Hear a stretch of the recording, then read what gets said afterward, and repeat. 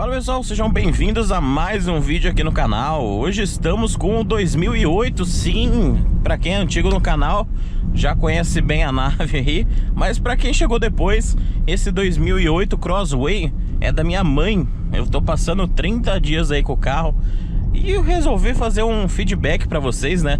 Como eu acompanhei aí esses quase 38 mil quilômetros que o carro vai fazer agora, eu queria passar um feedback para vocês de como que o carro, né, veio se comportando de lá para cá.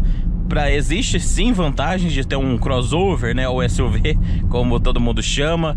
Então eu vou tentar dar uma resumida aí em todo o histórico do carro. A gente sim teve problemas com ele, né? Falar, Peugeot que não tem problema, não tem graça. Mas eu vou explicar, né, e contar um pouquinho sobre esses problemas que o carro teve. E na verdade é um problema só que se repetiu, né? Então é interessante aí para vocês conhecerem também. Primeira coisa que me chama a atenção, lembrando que, para quem não conhece o canal, né, a gente sempre faz testes de trilha e tal, e eu gostaria, né, de avisar que esse carro passou por isso várias e várias vezes, né? Então é um carro realmente bem usado. A gente vira e mexe, tá indo fazer trilhas aqui na região. Minha mãe usa bastante para ir pro sítio. Então é um carro que realmente é usado sem, assim, preocupação nenhuma, tipo, só anda em asfalto lisinho, não pega chuva. Tanto é que vocês vão ver que o carro tá todo sujo, mas aqui já é culpa minha, tá? Que ela me entregou o carro limpinho e esses dias que eu fiquei com ele, ele tá um pouquinho sujo. Mas uma coisa que me chama atenção em todo, eu tô falando exatamente desse tipo de uso, que é um carro que não tem barulhos de acabamento, quase, né, 38 mil quilômetros, como eu falei, e é um carro que você não vê nenhuma peça solta fazendo barulho. Claro que naquele, né, se você chacoalhar no extremo, você vai ter aquela sensação, né, de barulho de plástico bater em plástico, que é por conta de construção, mas não tem barulho tipo de peça solta. Você realmente vai perceber que é um carro com uma construção muito legal. Então provavelmente eles tenham feito aquele sistema de trava emborrachada, sabe? Então aí o 2008 realmente deu pra ver que teve um cuidado a mais. A Peugeot não foi lá e simplesmente pegou um 208 e, né, ergueu. Realmente tem um trabalho aí de trava de peças muito bom. Você percebe que nada dele vem barulho pontual, de batucadinha, de plástico batendo, porta-luva. Absolutamente o carro todo é silencioso. Então isso daí foi uma das coisas que mais me chamou a atenção, porque realmente eu, né, já tive várias Peugeots e eles já sempre aparecia, né, começava a ter uns grilinhos ali ou aqui, e esse carro não teve até agora. Então nota 10 aí para Peugeot em qualidade de construção. O que mais que eu tenho para falar dele de positivo? Ele me surpreende às vezes em questão de desempenho. Do que eu tô falando? 1.6, como eu sempre falo, né, até reclamei no lançamento dos 208, eu acho que é um motor que já deu o que tinha que dar, de fato. Mas se você pegar os números dele, não são tão ruins. Ainda que essa versão já é aquela que deu uma capada em questão de potência, né? Em questão de poluição e tal, eles tiveram que dar uma baixada aí no carro. Mas, então, em algumas situações você realmente sente que o carro poderia mais, exatamente porque a gente já está acostumado a andar com carros turbo, né? Então o carro turbo, ele te entrega um desempenho, 1.0 turbo mesmo, ele te entrega uma resposta muito rápida, um torque muito forte em baixas rotações. Então você estranha um pouquinho quando volta para o aspirado. Mas convivendo todo esse tempo com ele, você percebe que em relação aos outros carros, né, se você realmente quer andar no mesmo ritmo, você anda. E se você quiser, né, dar uma aceleradinha, ele vai urrar, ele vai sofrer. Ó, como que a resposta dele não é lá das mais rápidas, mas não é ruim, tá? Não é aquela coisa horrorosa, nossa, não tem como andar. Uma coisa que você percebe também, que ele tende a cantar pneu muito fácil. A roda que seria contra, né, se você tá apontando para cá, a roda traseira, ela tende a erguer um pouquinho mais fácil do que a gente gostaria. Então o carro realmente é mais alto, né? Você percebe, é nítido que ele é mais alto que o 208.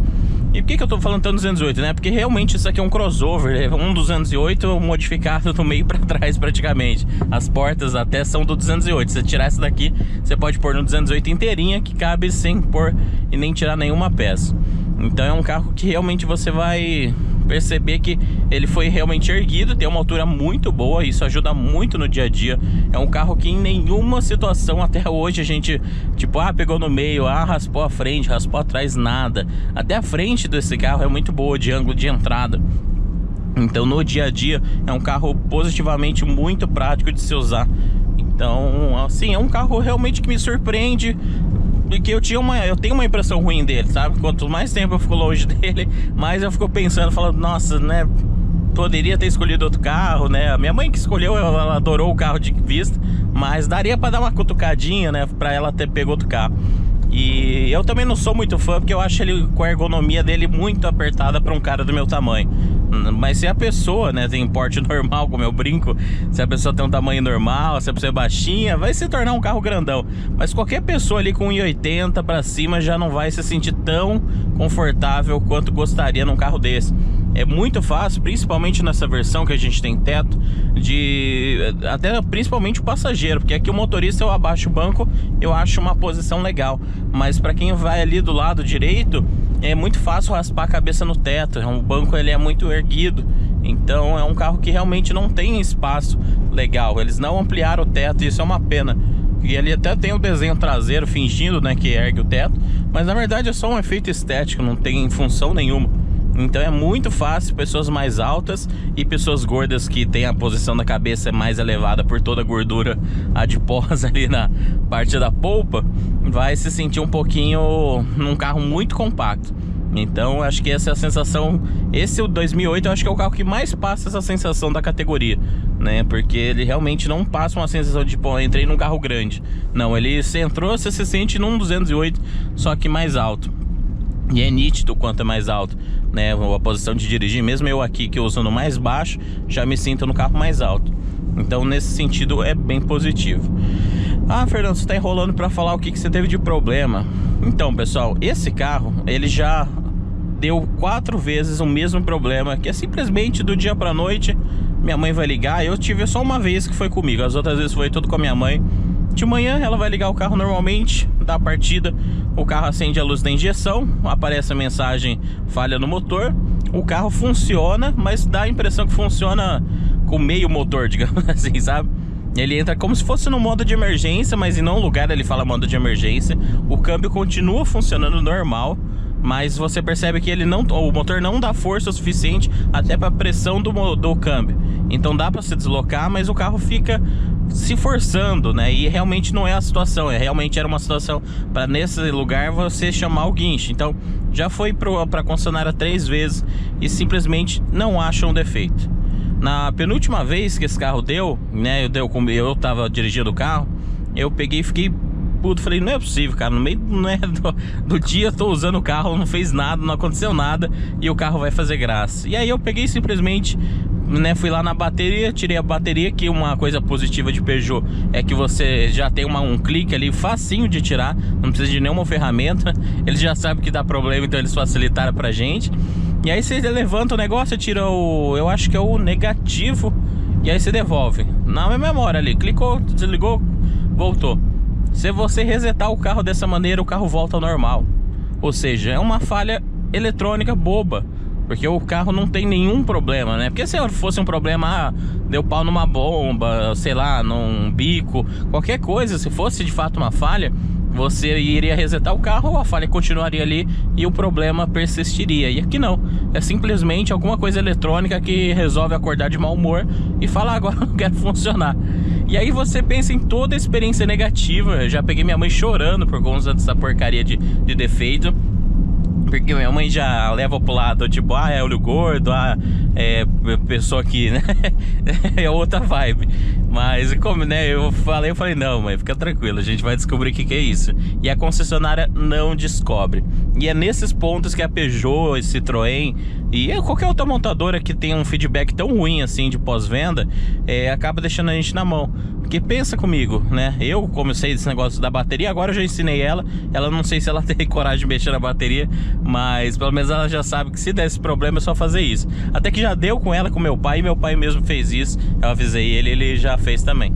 Então é uma coisa que a concessionária não consegue resolver, porque a falha que dá simplesmente não é ligada a nada, é simplesmente o computador do carro resolvendo que ele não quer trabalhar e não tem o que fazer, né? Porque o que eu faço de resetar a bateria é o que eles têm lá como fazer, reseta central, faz alguma coisa e não sai nada além disso daí. Então é uma coisa triste, porque realmente cria cria não, né? É um negócio ruim. né? Você não saber se você pode contar com o seu carro. Eu tenho essa experiência, eu não tenho medo lá de mexer no motor, de mexer nos fios e tal, né? É uma coisa minha, mas o usuário comum não vai ter isso daí. O usuário comum, ele simplesmente quer pegar o carro, né, e fazer andar. Um carro novinho, que passou em todas as revisões da concessionária, né? Tá indo pra quarta agora. É um negócio até que eu diria inadmissível. Então, é os defeitos que tem dado. E como eu falei, não é um defeito de fato, é simplesmente uma falha eletrônica idiota que torna a experiência com o carro negativa. E nossa, tá o solzinho hoje, eu sei que tá atrapalhando vocês enxergar aí, mas não tem muito o que fazer. E é isso, pessoal. Então, fora isso, mais nada, tá? O carro, como eu falei, bem sólido. Aqui a gente tá passando na estrada de terra. Dá pra perceber que é um carro bem mais durinho.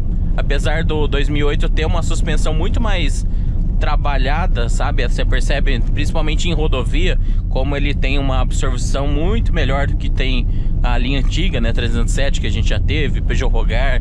Apesar que a Rogar não era tão dura, mas aqui você percebe que na terra ele não é tão macio quanto a gente gostaria, mas na cidade e estrada você percebe que já tem um trabalho ali de suspensão um pouquinho mais molenguinha do que era antigamente.